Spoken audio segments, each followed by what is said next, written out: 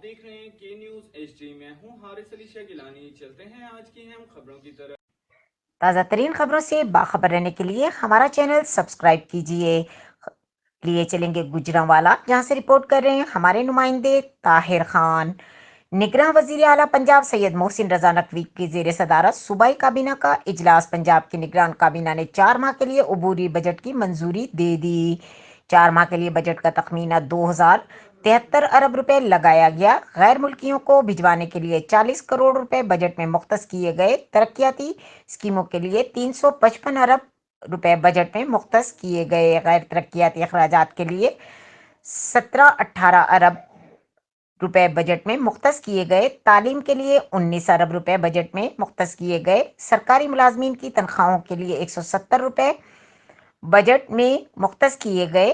Pension کی مد میں 130 ارب روپے بجٹ میں مختص کیے گئے ہیں. مزید خبروں اور اپڈیٹس کے لیے ہمارے ساتھ رہیے گا. تب تک کے لیے اپنا خیال رکھیے گا. اللہ حافظ.